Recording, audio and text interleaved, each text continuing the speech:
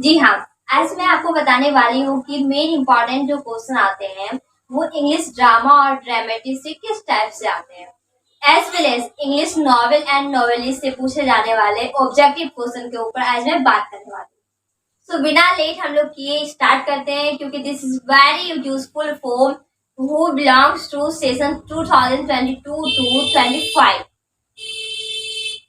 सबसे पहले जानते हैं कि इंग्लिश ड्रामा और ड्रामेटिक से किस टाइप्स के क्वेश्चन पूछे जाते हैं और कौन कौन मोस्ट इंपॉर्टेंट है, इंपॉर्टेंट से भी ज्यादा।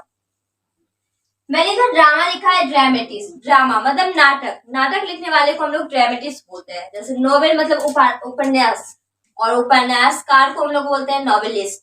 As the same way story मतलब कहानी, तो स्टोरी राइटर मतलब कहानीकार। पोएम, पोएम मतलब कविता, और पोएट मीन्स कवि।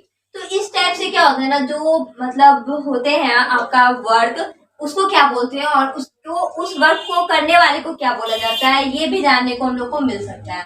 Drama, dramatics. सबसे पहले तो इम्पोर्टेंट पूछा जाता है ना, वो विलियम शेक्सपियर के बारे में बहुत ज्यादा पूछा जाता है। क्यों पूछा जाता है? इसलिए पूछा जाता है क्योंकि William Shakespeare one of the most greatest dramatist as well as a poet of Elizabethan era. Elizabethan age के William Shakespeare most popular writer हुए, और अभी तक इसके अकॉर्डिंग 100 से भी ज्यादा वर्ड्स और फ्रेजेस ऐसे हैं जो हमारे डेली लाइफ में यूज होते हैं, जिनका इन्वेंशन किसने किया था? विलियम शेक्सपियर ने। So he is most important dramatist as well as a poet.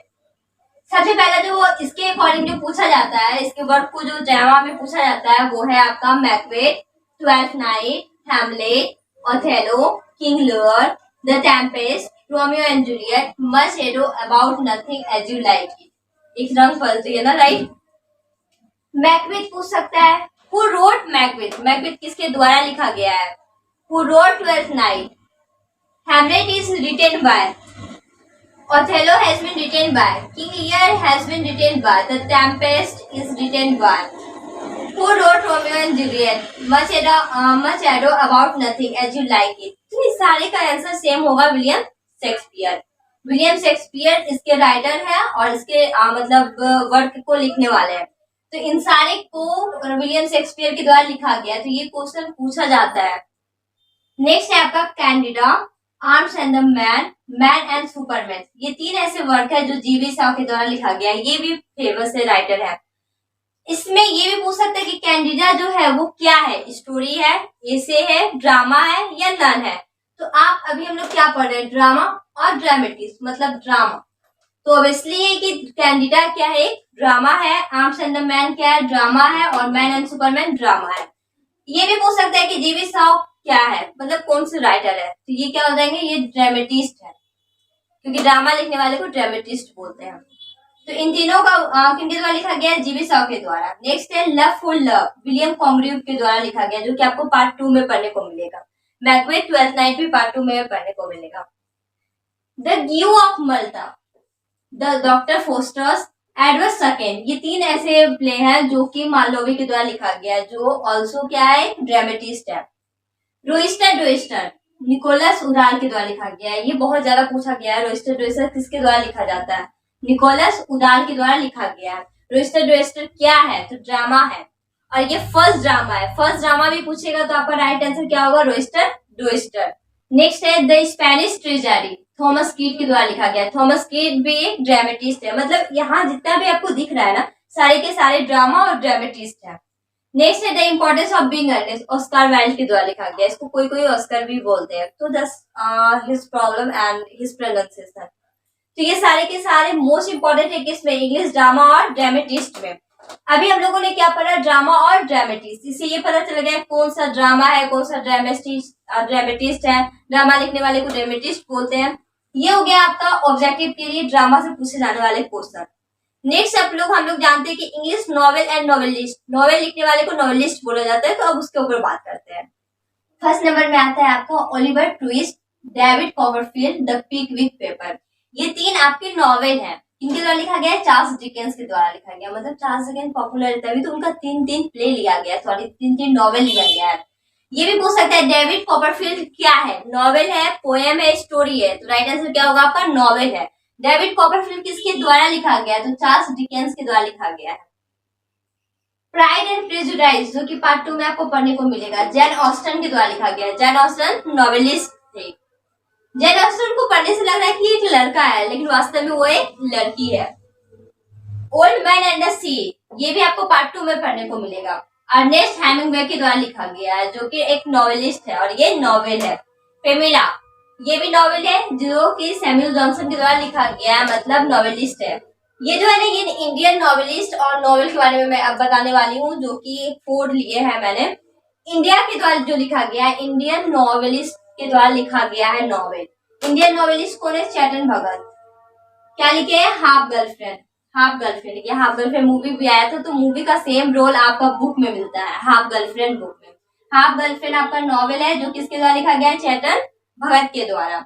The God of small things, the end of imagination, ये दोनों के दोनों अरुंधति रॉय के द्वारा लिखा गया है। The God of small things और द एंड ऑफ इमेजिनेशन। पढ़ने से इतना सुंदर लग रहा है इसका टाइटल, तो इसलिए कि जब आप इस नॉवेल को पढ़ेंगे तो और ज्यादा मजा आएगा। तो ये दोनों के दोनों किसके द्वारा लिखा गया है? अरुंधति रॉय के द्वारा लिखा गया। अरुंधति रॉय एक नॉवेलिस्ट थी। ये भी पूछ सकता है कि वो ड्रामेटिस्ट थी या नॉवेलिस्ट थी। राइट आंसर आपका क्या होगा? नॉवेलिस्ट। लास्ट है आपका क्राई। क्राई किसके द्वारा लिखा गया है? अनीता देसाई के द्वारा लिखा गया है। अनीता देसाई के द्वारा लिखा गया। क्राई क्या है? क्राई मतलब रोना होता है, वो राइट। क्राई मतलब चिल्लाना होता है और रोना भी होता है, जो कि एक नॉवेल है, जो किसके द्वारा लिखा गया है? अनीता देसाई के द्वारा लिखा गया है। तो ये सारे पॉपुलर है और मेन इंपॉर्टेंट है फॉर बीए पार्ट 1। पार्ट 1 के लिए मोस्ट इंपॉर्टेंट है ये topic. Oliver Twist, David Copperfield, the Pickwick paper, Charles Dickens के द्वारा लिखा गया। Pride and prejudice, Jane Austen के द्वारा लिखा गया। Old man and the sea, Ernest Hemingway के द्वारा लिखा गया है। प्रेमिला, सैमुअल जॉनसन के द्वारा लिखा गया है। हाफ गर्लफ्रेंड, चेतन भगत के द्वारा लिखा गया है। The God of small things, the end of imagination, Arundhati Roy के द्वारा लिखा गया। और क्राई, अनीता देसाई के द्वारा लिखा गया। मतलब अगर आप इसको 2 बार प्यार से पढ़ते हैं तो वास्तव में आपको याद हो जाता है। यही सच है, यही रियलिटी है। जब आप किसी चीज को फोकस करके देख रहे होते हैं, सिर्फ देखना है। जैसे मूवी जब हम लोग देख रहे होते हैं, उसमें क्या बड़बड़ाते हैं? नहीं, उसमें बस वॉच कर रहे होते हैं, देख रहे होते हैं गौर से। वॉचिंग करना मतलब होता है गौर से देखना। तो जब आप किसी चीज को वॉच करते हैं ना, तो वो अपने अपने माइंड मतलब सबकॉन्शियस माइंड में चला जाता है। तो एज द सेम वे ये हमारा इस सब के साथ भी होता है, बुक के साथ भी होता है। जब आप इसको गौर से देख रहे होते हैं ना, देखे जा रहे हैं और माइंड में कुछ नहीं चलना चाहिए बस इसके सिवा। ये अगर आपका कंटिन्यू देखे रहते हैं, आप वाचिंग कर रहे होते हैं, तो ये आपको याद हो जाएगा और वो चीज आपका सबकॉन्शियस माइंड में चले जाएगा, जो कभी नहीं भूलने वाला चीज होता है। तो आपको क्या करना है? बस इसको देख लेना है, वाचिंग कर लेना है ये सारे को, क्योंकि ये सारे पॉपुलर है और इम्पोर्टेंट भी है। किसके लिए? बीए पार्ट 1 इंग्लिश एग्जाम के लिए। और जिसमें इंग्लिश ऑनर्स है, तो ये हो गया। हम आज लोग सीखे कि इंग्लिश नॉवेल एंड नॉवेलिस्ट के बारे में, और फिर ड्रामा एंड ड्रामेटिस्ट के बारे में। नेक्स्ट हमारा फिर से होगा ऑब्जेक्टिव के ऊपर। आई होप कि आपको समझ में आ रही हो कि ज्यादा हार्ड नहीं है। ये बोला जाता है कि अरे बाप रे बाप, इंग्लिश ऑनर्स है तब तो बहुत पढ़ना पड़ेगा, इंग्लिश लिटरेचर है तो बहुत पढ़ना पड़ता है। ऐसा कुछ नहीं है। पढ़ना तो हर सिलेबस में पढ़ता है, हर बुक में पढ़ता है। तो बस पढ़ने का तरीका होना चाहिए।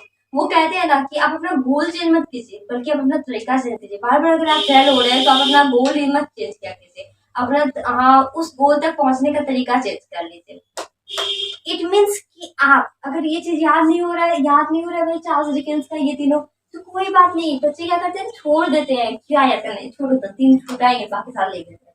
लेकिन नहीं, अगर याद नहीं हो रहा है तो आप जिस टाइप्स का याद कर रहे हैं उसको चेंज कीजिए ना। आप दूसरे टाइप्स का, जैसे आप बोल बोल के याद करें तो बोल बोल के नहीं, देख देख के याद कीजिए, लिख लिख करके याद कीजिए, मॉर्निंग में उठ करके याद कीजिए, नाइट में याद कीजिए। तो मतलब जब आपको कंफर्टेबल हो तब आप याद कीजिए। So this is very useful for you, and thank you so much for watching my channel. Video on next